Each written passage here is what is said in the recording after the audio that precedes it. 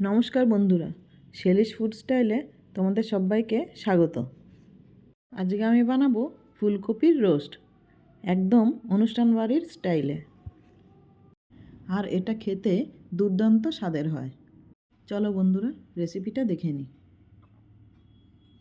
এখানে আমি ডুমো ডুমো করে কেটে ফুলকপি নিয়ে নিয়েছি। আমি একটা মাঝারি সাইজের ফুলকপি নিয়েছি। আর ফুলকপির ডাঁটাটা এরকম চিড়ে দিয়েছি। এবার একটা বাটিতে জল নিয়ে নিয়েছি, দিয়ে দিচ্ছি নুন। জলটা ফুটে উঠলে দিয়ে দেব কেটে রাখা ফুলকপিগুলো।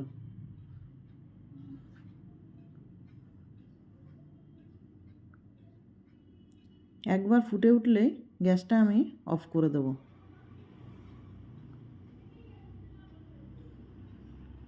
গ্যাসটা অফ করে দিয়ে 5 মিনিট মতো এরকম এই জলের মধ্যেই রেখে দেব। চলুন ততক্ষণ মশলাটা রেডি করে নিই। এবার আমি একটা পাত্রে 1 কাপ মতো দই নিয়ে নিয়েছি আর দিয়ে দিচ্ছি কাশ্মীরি রেড চিলি পাউডার। দিয়ে দেব সামান্য হলুদ। আপনারা চাইলে হলুদটা নাও দিতে পারেন। দিয়ে দেব 1/2 চামচ ধনে গুঁড়ো আর দিয়ে দিচ্ছি জিরে গুঁড়ো। দিয়ে দেব কাজু বাদাম আর চারমগজ বাটা। চারমগজের বদলে আপনারা পোস্ত বাটাও দিতে পারেন। দিয়ে দেব 1/2 চামচ চিনি।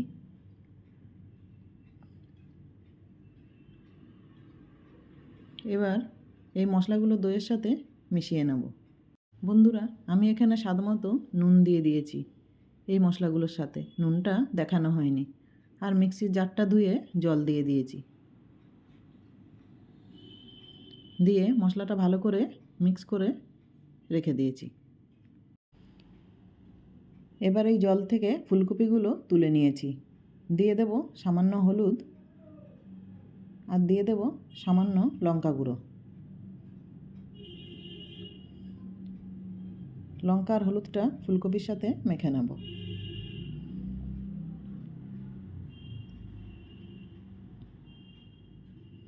এবার একটা কড়াতে তেল দিয়ে দিচ্ছি। আমি এখানে সাদা তেল ব্যবহার করছি। এবার মেখে রাখা ফুলকপিগুলো দিয়ে দিচ্ছি।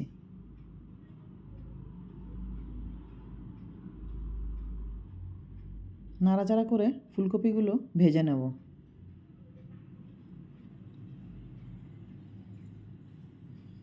হালকা লাল করে ভেজে নেব। দেখো বন্ধুরা, একটু লাল লাল হয়ে গেছে। এবার ফুলকপিগুলো তুলে নেব।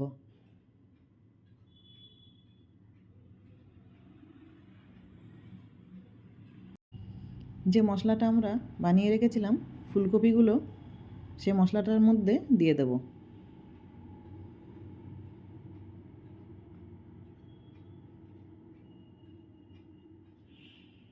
মশলা আর ফুলকপিটা একসাথে মিক্স করে নিচ্ছি। নিয়ে এটাকে 5 মিনিট মতো রেখে দেব।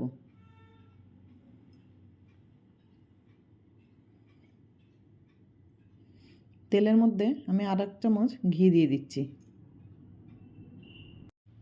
দিয়ে দেব দারচিনি, এলাচ আর লবঙ্গ। আর দিয়ে দেব জিরে। দিয়ে দিচ্ছি আদা কাঁচা লঙ্কা বাটা। হালকা নেড়ে নিচ্ছি। দিয়ে দেব মশলা মাখানো ফুলকপিটা।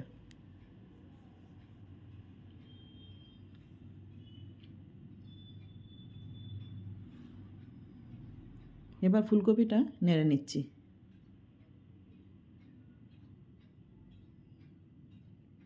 ফুলকপিটা 3-4 মিনিট মতো কষিয়ে নেব।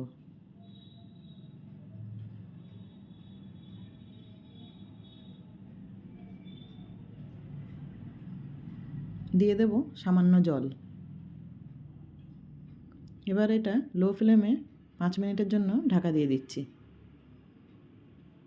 5 মিনিট পর ঢাকা খুলে দেখে নিচ্ছি। কপিগুলো পুরোপুরি সেদ্ধ হয়ে গেছে। দিয়ে দেব চেরা কাঁচা লঙ্কা। আর দিয়ে দেব গুঁড়ো গরম মশলা।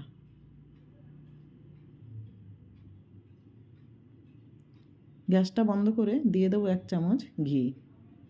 রান্নাটা পুরোপুরি রেডি হয়ে গেছে। এবার একটা প্লেটে সার্ভ করে নিচ্ছি।